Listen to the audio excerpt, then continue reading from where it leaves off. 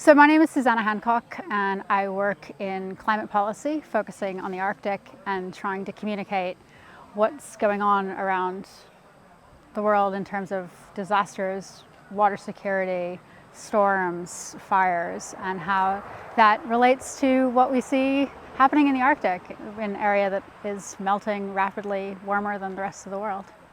Can you just talk a little bit about how the indigenous people there, the people that seem to be suffering most from the effects of climate change are the people that have the least to do with it? So what we see both in the Arctic and certainly other places in the world, that those who are experiencing the worst parts of the climate crisis are basically the least responsible for it. So in the Arctic, for example, I have lived with reindeer herders, and they are really struggling to be able to keep their animals, and that's not just be able to afford the animals, but to secure food for them.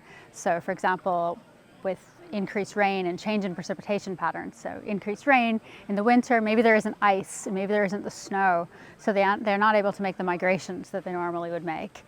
The lichen that the animals eat can get buried under ice, and then it takes now humans to go out there and chip up the ice rather than letting the animals graze by themselves when they can normally get through the snow.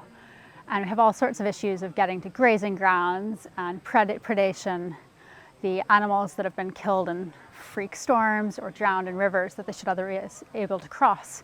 And in one community, the one in which I was living, the suicide rate is 30% right now amongst herding families because they are simply not able to make a living.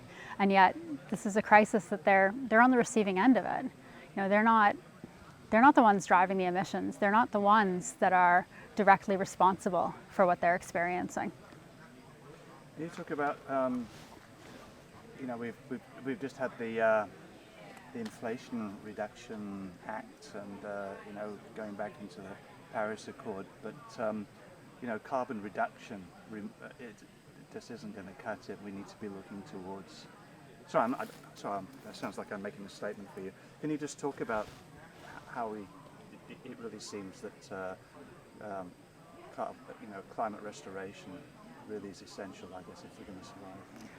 So just yesterday, the Congress in the US passed the Inflation Reduction Act, which is, for me, incredibly exciting. It was... Oh, I'm sorry. Can you say that without just yesterday, because it's time sensitive? So. Oh, okay, sorry. So we've just passed the... Okay, sorry.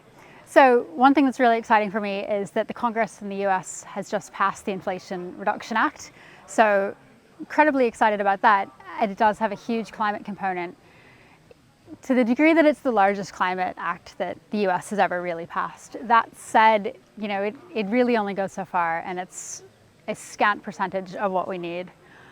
But to get us back into, the direction, we talk about the Paris Accords, getting that 1.5 degrees, we're mostly already there. Hitting that 1.5 degrees is not magically going to solve any problem we have. And everything we're talking about at the policy level is about not putting more into the atmosphere. And I think the second half of that is how do we get what's in the atmosphere out? When you look at methane, look at carbon, one of the big issues is what we put into the atmosphere doesn't come out in our lifetimes. We're dealing now with carbon that's not put out by anybody living today, but people who are put it out and have died. We're dealing with these legacy emissions, and we need to be able to get those out of the atmosphere. And I think for me, that's what's really exciting about something like climate restoration, where we're going back to not just how do we not further destroy the planet, but how do we create a planet in which we can live and in which we can thrive. And that's not just us as humans, but that's us as all species. That's great. And just one last thing on a personal level. We've done stuff on cognitive dissonance and denial, depression and stuff. There's quite a broad spectrum of emotions out there, that how this is all affecting people. How does this affect you personally? The climate affects me in so many ways. And I think one of the biggest things for me is activism, and it's getting out there and being active. And that's really what makes me happy, gives me a reason to get up in the morning. And it's But it's not just, for me holding placards or speaking with people. I went out this spring and I skied across a couple 100 miles of the Arctic for climate research to get that really into the public view. And figuring out what can I do as a human, how can I have impact on what I am seeing, and especially in the Arctic, where the changes I see when I do research there change every day.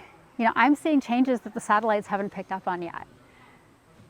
How do we communicate this with such a sense of urgency in a place that has warmed per decade faster than the entire Earth on average has warmed since the Industrial Revolution? How do we communicate that with that kind of urgency to the entire world?